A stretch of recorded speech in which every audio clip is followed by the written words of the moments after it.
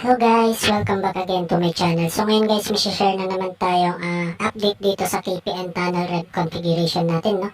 So sa mga baguhan dyan, no, bago natin simulan, kung bago ka pa lang sa ating channel na mag-subscribe ka na, pakit na rin yung notification bell para updated ka sa mga ilalabas nating video. Okay guys, so magsha-shoutout muna tayo, no? Shoutout kay Mr. Mysterious. Okay, shoutout sa Lods. Shoutout din kay Wesley Villarino. Okay, so shoutout sa mga family Villarino dyan. Shoutout din kay Brian Serrano. Okay, so shoutout sa Lods. Shoutout din kay Kpntunnel Yellow. Okay, shoutout sa Paps. Shoutout din kay Juan Moto.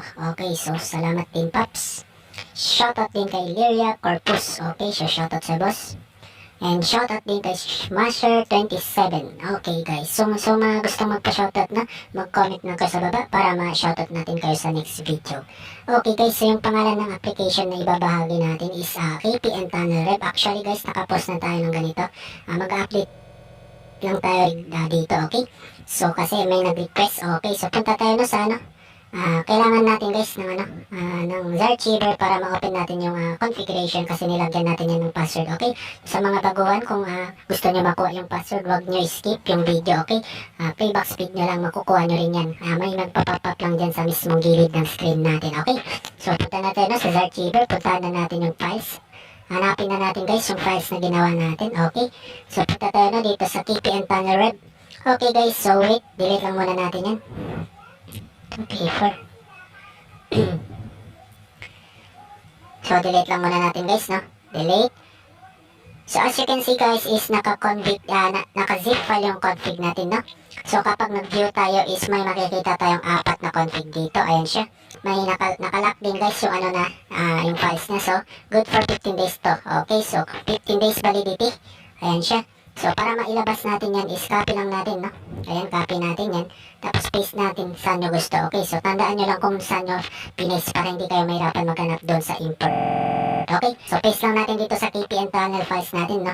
Paste. So may lalabas na password. So para sa password is panoorin nyo na lang yung video. Okay, so paste na natin yan, no? Ayun siya guys, so lumabas na siya guys, no? So number 2 na naman. So ganun lang guys, kadali. So copy lang natin yan. Tapos paste. Tapos, ayan.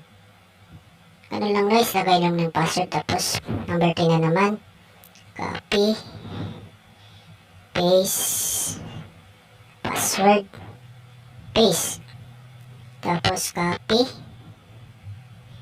password. Okay, so copy lang natin yan. Ganun lang guys, kadali guys, no? Sa mga nahirapan mag-extract. Ayan, so as you can see guys is naka-open na guys yung natin, no? Ayan siya guys, no? Naka-open na yung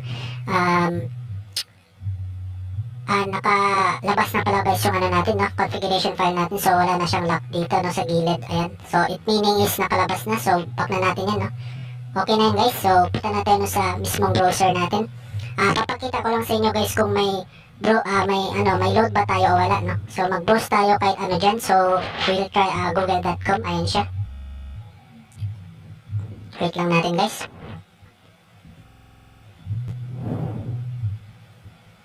Okay, so reload lang natin, no?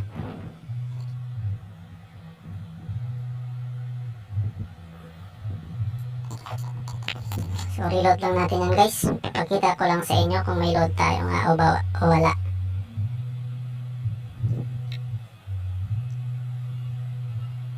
Okay, so mahina yung signal natin, no?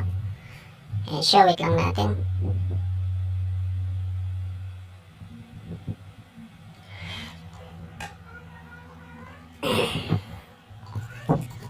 Ayaw guys, wait lang. Yan guys, no? As you can see here guys is wala tayong load na. Ayan siya guys. Okay, so wala tayong load, wala tayong promo. Okay, so legit yung proof natin na wala akong load. Okay, so back na natin yan. And then guys, punta na tayo sa mismong application. Okay guys, no, ng application na to, Kpntunnel Rev. Ayan siya, so install nyo na lang yan para makuha nyo yung link ng application na to. Punta kayo dun sa isa kong video, nandun yun guys. So pakihanap na lang nandun sa description link. So download nyo na lang yung application na to, okay? So lalagay na natin, no? Open na natin yan. Okay guys, so ganito guys yung itsura ng application kapag walang laman. Okay, so punta lang tayo, no, sa upper right corner dito sa bandang gilid, okay? So tap lang natin yung tatlong tuldok na yan. Tapos punta tayo dito sa config option. Ayan siya. So, panoorin nyo guys para makuha nyo kung paano i-set up to. Dito guys is import, no? Import na natin yung files na ginawa natin. So, ayan siya guys. As you can see here, nandito na yung files natin, no? Nalabas na. Good for 15 days na rin yan guys lahat. Okay? So, 15 days natin yan magagamit. Okay? So, para sa inyo yan. And then, may number. Kaya na pili guys, no? 4, 3, 2, 1. Kaya na pala dyan. Okay? So, piliin na natin kahit isa dyan. Okay guys. So, nandito na tayo guys na import na yung files. As you can see here is nandito na rin yung note natin sa baba. Pag hindi ka nakakonect, airplane mode lang. Nandito na rin yung channel link natin, no? Kung bago ka pa lang sa ating channel, no? Mag-subscribe ka na para updated ka.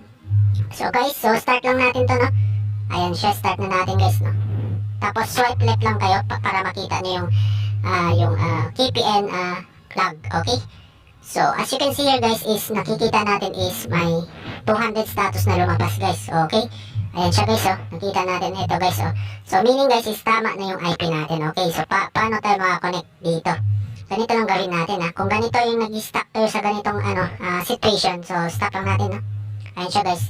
Tapos tanggalin natin yung application, no? Ayan. Tapos punta kayo ulit sa Kpntunnel Rev. Ayan. Tapos on off yung data.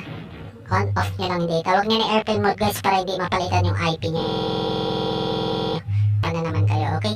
So start natin ulit. Tapos wait lang natin yan. Yun guys, as you can see here guys is connected na tayo, no?